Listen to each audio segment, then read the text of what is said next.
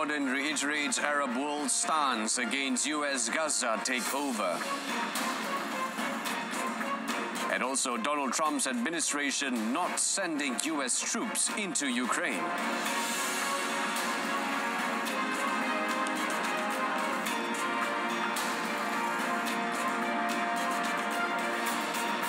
Good afternoon and Salam Malaysia Madani. Thanks for tuning in. I'm Brendan Lepal.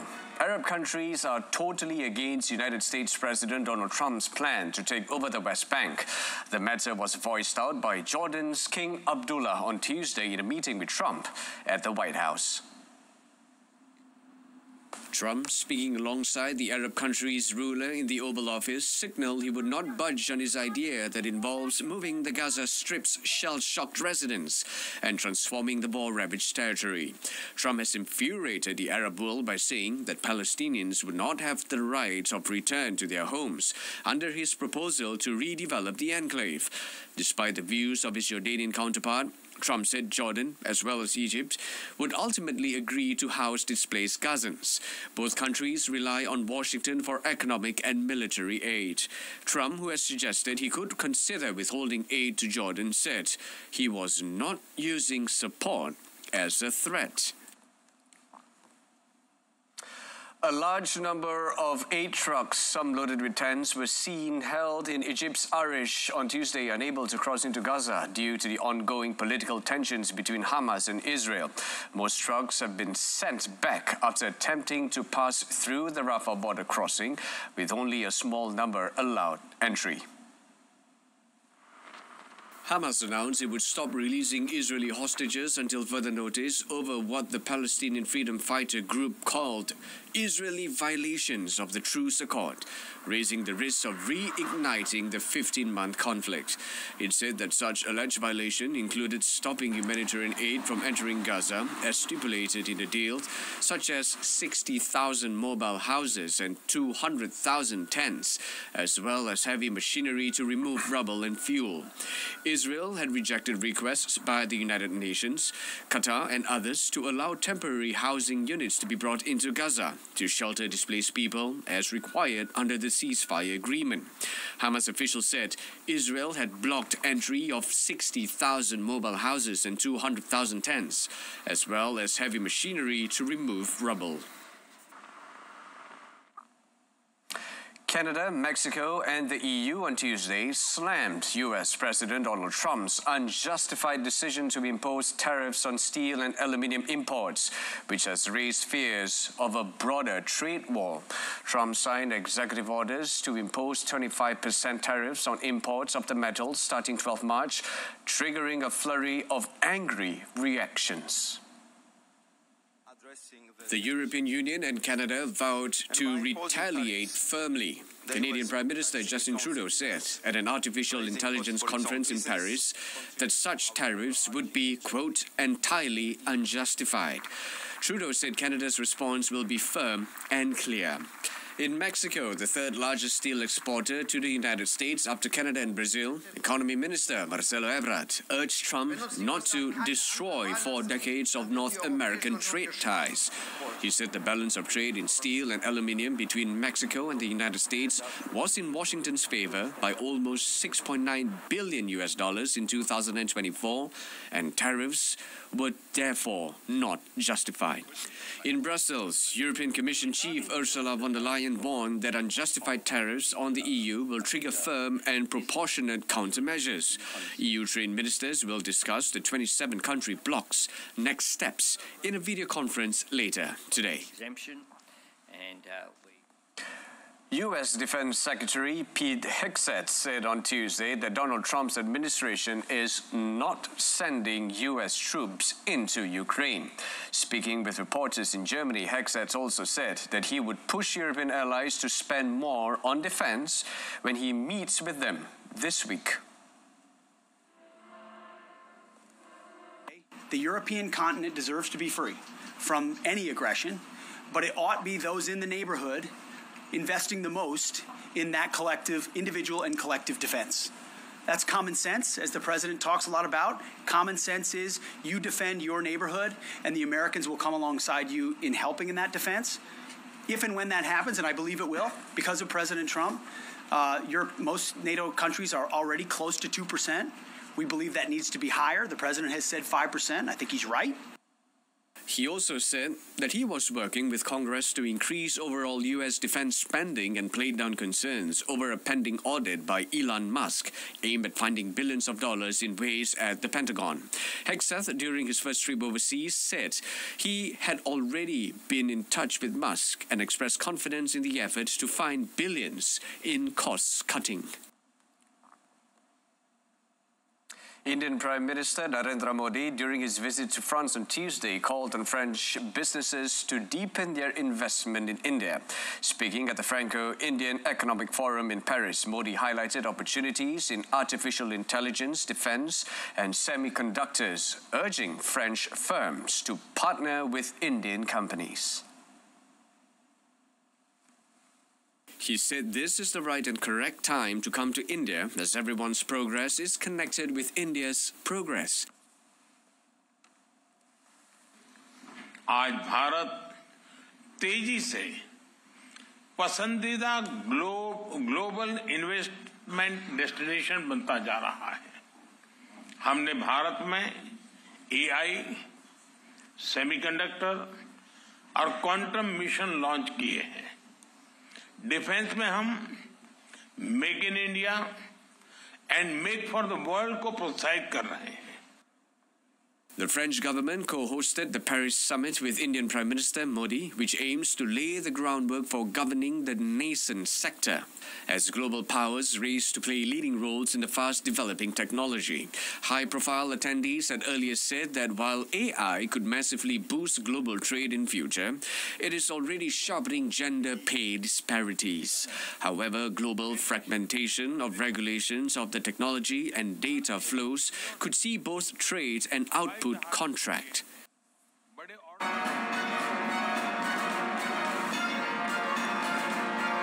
U.S. secures release of American school teacher detained in Russia. That and more coming up next. Stay tuned.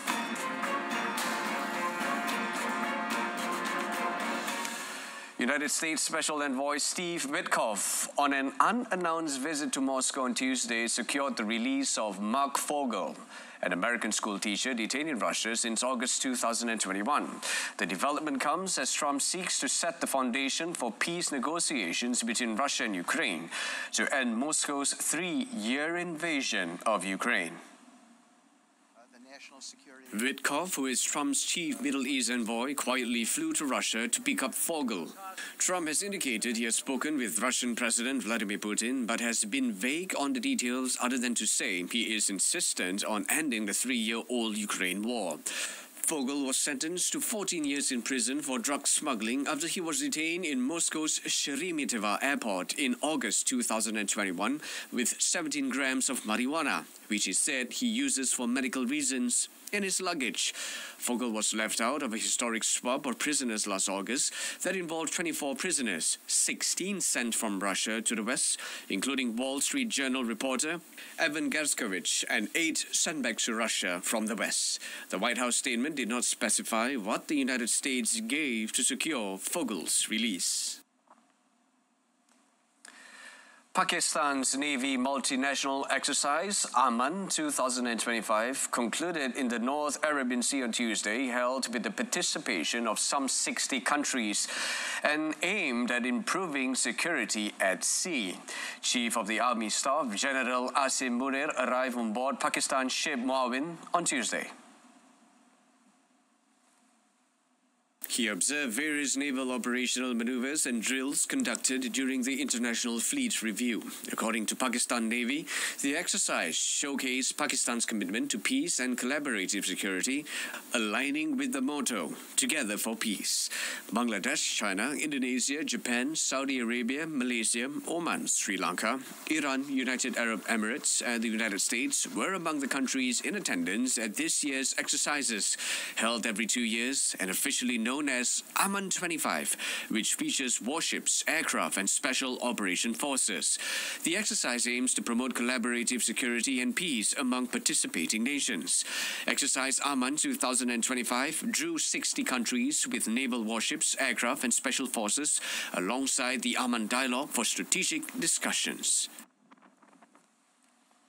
And in other news, Bolivia is on alert after intense rains killed 24 people and left hundreds without homes, with La Paz being the hardest hit region in the country. According to local media reports, the town of Tipuani in northern La Paz experienced river overflow after the rain, forcing residents to take shelter in a church. The Bolivian Meteorology Service, SENAMHI, issued an orange alert from February 7th to 22nd to warn of swollen rivers, including the Tipuani. The Deputy Minister of Civil Defense, Juan Carlos Calvi-Montes, said on Monday that 24 people have died. One is missing and 8 out of 9 regions have been affected by the bad weather. The minister added that rains will persist throughout this month and potentially into early March. Heavy rains commonly trigger floods in Bolivia, where over 19,000 families last month across 36 municipalities faced disruptions and displacements. The persistent rainfall has overwhelmed local infrastructure and triggered widespread destruction. Around 130 people were arrested on Tuesday in a large-scale sting against the Sicilian mafia in Palermo, indicating that it has remained a significant criminal force despite setbacks in recent decades. The suspects apprehended were charged with various crimes, including drug trafficking, attempted murder, extortion, illegal online gambling, and illegal possession of firearms. Additional arrest warrants were issued for 33 suspects who were already in prison for other crimes. Cosa Nostra, the mafia syndicate based in and around Palermo, terrorized Italy in the 1980s and 1990s, but has since been overtaken as Europe's most powerful mob by the Calabrian 'Ndrangheta. Investigations revealed that Palermo's mafia families coordinate their activities across the city and its province like they used to in the golden days of Cosa Nostra, especially as regards drug trafficking. They said inner city's families had regained authority compared to the years in which they were dominated by a faction from Corleone, a town outside Palermo that was the birthplace of notorious bosses Toto Riina and Bernardo Provenzano. A 7-year-old girl was found in cardiac arrest and later died after being stabbed in a South Korean elementary school. An official at the Daejeon Metropolitan Office of Education said during a media briefing on Tuesday that the girl was found on Monday lying on the floor next to a teacher in the school's audio-visual room. The girl was a student at the school where the teacher works, though police have not established a personal relationship between the two so far, according to a police official. The girl was discovered by her grandmother, an official at the Daejeon Metropolitan Office of Education said during the media briefing. The girl's grandmother and other family members had been looking for her after it emerged that she had left her class on Monday but did not board a private institute bus she was supposed to be on. The female teacher is being treated for self-inflicted wounds in hospital. The education office official told the briefing that she had taken a leave of absence for medical reasons before prematurely returning to work late last year. The mining company that owns the license to Greenland's Kvanefjeld deposit is hopeful that a new government will repeal a ban on uranium mining after next month's election, potentially rejuvenating one of the world's largest rare earth projects. United States President Donald Trump last month voiced renewed interest in acquiring the strategically important Arctic island. In response to Trump's comments, Chief Executive Officer Daniel Mamadou of Kvanefjeld license holder Energy Transition Minerals said he believes this development puts everything related to minerals back on the map. According to Mamadou, Kvanefjeld is among the world's top 3 rare earth deposits outside China, capable of supplying up to 15% of global production of the critical components used in manufacture of consumer electronics and weapons. Within the next 3 to 5 years, we'll now have refining capacity outside of China. And this is now an alternative market which Kvanefjeld would be very ready to provide and supply. And our production is not committed to any particular party or any particular country at this stage. So, we are completely open. And we believe that Kvanefjeld actually, its real purpose should be to serve the global supply chain outside of China. That is the impact it will have on the supply chain.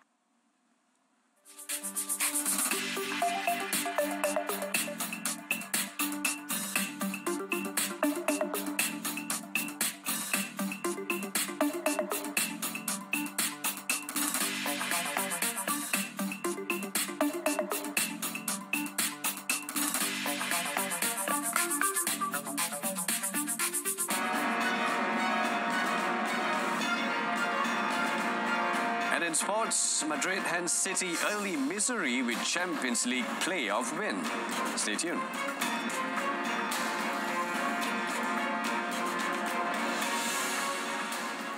In European football, Jude Bellingham scored the winner in stoppage time as Real Madrid twice came from behind to inflict more misery on Manchester City with a 3-2 Champions League playoff first leg win at the Etihad this morning.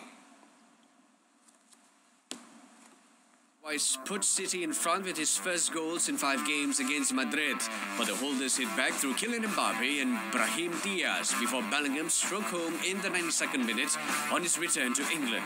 City now have a monumental task ahead to progress to the last 16 when the sides meet again in the Spanish capital on 19 February. Rodri's absence in September with a season-ending knee injury has played a major role in City's decline this season as the English champions sit 15 points off the pace in the Premier League. The clubs were meeting for the 4th consecutive season in the Champions League, with the winners in each of the previous 3 years going on to lift the trophy. In recent years, Madrid have been pegged back on the ropes at the Etihad, twice conceding 4 times in 3 visits. Elsewhere, Serhou Guirassy inspired Borussia Dortmund to a 3-0 win at Sporting Lisbon on Tuesday to help the German side take control of the Champions League playoff round tie. Guinea international Guirassy became the competition's outright top scorer with his 10th goal after an hour before turning provider with a fine cross for Pascal Gross to net the second for last season's runners-up. Karim Adeyemi struck the third as Dortmund's rapid counter-attack sliced open the hosts at the José Alvalade Stadium to complete their first leg victory. Sporting controlled the first half, but Dortmund stepped up several gears in the second to claim their first win under new coach Niko Kovac in his second match at the helm. Dortmund kept their first clean sheet in 14 matches across all competitions as they showed flashes of the quality which saw them stun Europe's giants last season. The defeat leaves Sporting facing an uphill challenge in the second leg in Dortmund on 19 February. Meanwhile, Ousmane Dembele kept up his remarkable form in front of goal with a double as Paris Saint-Germain took a big step forward or towards qualifying for the last 16 of the Champions League with a 3-0 win over French rivals Brest in the first leg of their playoff tie on Tuesday. PSG were overwhelming favourites coming into this tie against opponents who had never taken part in European competition before this season. Vitinha opened the scoring for PSG at the Stade de Roudourou in Gangon with a penalty just before the midway point in the first half, and Dembele swept in the second on the stroke of half-time before netting again on 66 minutes. The French international forward now has 23 goals for the season, including 18 in 11 appearances over the last 2 months. Indeed, he has 10 10 goals in just the last 4 games, a run which includes a hat-trick against Brest in Ligue 1 only 10 days ago. He is irresistible just now, and Luis Enrique's side are unbeatable at the moment against French opponents, against whom they have not lost since last May. The teams will meet again in the return leg on this knockout phase playoff tie next Wednesday in Paris, with the winners advancing to a last 16 showdown with either Liverpool or Barcelona. In the Asian Football Cup Champions League Elite, South Korea's Gwangju FC will advance to the knockout stage despite Tuesday's 3-1 loss to Chinese Super League side Shandong Taishan. First half goals from Shandong's Valery Kazaishvili, Zeka and Krizan secured 3 points for the Chinese side, taking them to 6th place in the standings on 10 points.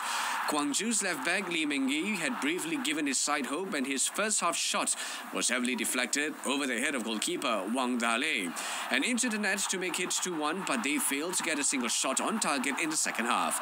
Gwangju sit in 4th place on 13 points from 7 matches and are guaranteed a spot in the knockout phase.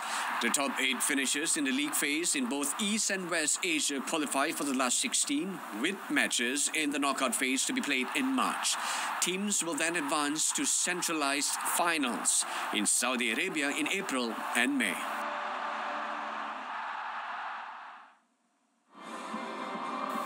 Elsewhere, Kawasaki Frontale booked their place in the knockout stage of the AFC Champions League Elite with a 4-0 win against Tenman FC Pohang Steelers on Tuesday.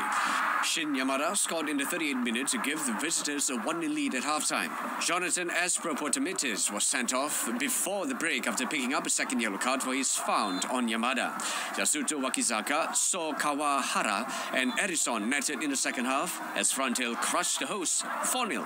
Frontale are assured of a top 8 finish, while Pohang's fate will be decided in their final match next week.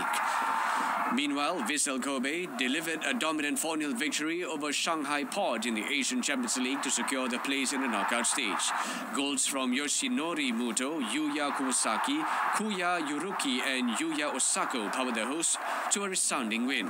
Despite Shanghai Port goalkeeper Yang Junling's impressive penalty save in the 77th minute, Vissel Kobe's attacking force proved too much for the visitors. With 16 points from 7 matches, Vissel Kobe are guaranteed a spot in the last 16, with 1 round of games remaining. And in tennis, world number 1 Aryna Sabalenka suffered a shock defeat in the second round of the Qatar Open on Tuesday. The Belarusian was thwarted by Russian Ekaterina Alexandrova 3-6, 6-3, 7-6 in a tense encounter lasting over 2.5 hours. This was Sabalenka's first match since losing the Australian Open final in 3 sets to Madison Keys in January. Alexandrova has turned up in Doha in good form after claiming her 5th WTA title in Linz last week. The 26th-ranked Alexandrova picked herself up after going 1 set down to level in the second, but not before an unscheduled appearance by an inquisitive 4-legged feline spectator. With the score at 2-all, 40-30 to Sabalenka, a cat nonchalantly took center stage inspecting proceedings courtside before sauntering off via the player's entrance. Alexandrova shrugged off the interruption to level the match, then held her nerve to force the deciding set to a tiebreak, which she took 7-5. Sabalenka was back competing at the Qatar Open for the first time since 2022, having won the 2020 title in what is the first WTA 1000 event of the season. Alexandrova's reward was her last 16 date with Belgian Elise Mertens. And moving on to the Asian Winter Games, China snagged 6 more gold medals at the Asian Winter Games in Harbin on Tuesday, taking their medal haul to a commanding 70 with 27 golds. The hosts swept the women's free ski slopestyle podium with Liu Mengting taking the gold ahead of compatriots Yang Ruyi and Hang Linshan. However, the Chinese were nowhere to be found in the men's free ski slopestyle, with Japan dominating to take gold and silver, led by Rai Kasamura. China then went 1-2 in the women's aerial synchro, with Feng Junzi and Wang Shua taking gold ahead of Chen Meiting and Zhu Mingtao, who took silver. Kazakhstan also had a strong showing on Tuesday, taking home gold in the men's aerial synchro and the men's 10-kilometer biathlon sprint. The haul brings Kazakhstan to fourth place on the medal table with 13 total, including 3 golds. China dominated speed skating competitions on Tuesday, taking home gold medals in the men's and women's 1,000 meter and the men's and women's team pursuit. The Asian Winter Games kicked off on February 7th and will come to a close on 14th February.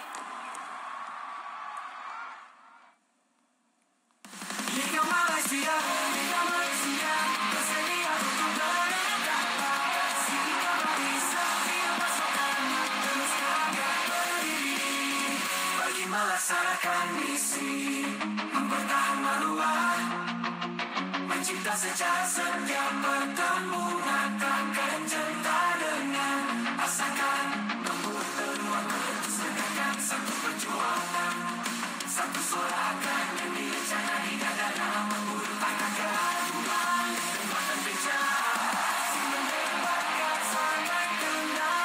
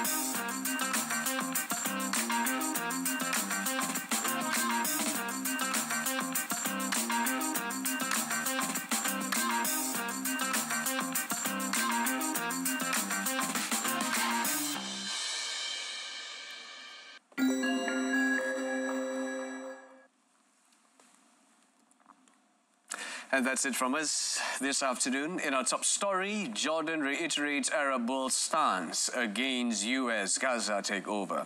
Till then, I'm Brendan Lapal, Melissa Madani. From the river to the sea, Palestine will be free. Thank you for watching. Take care.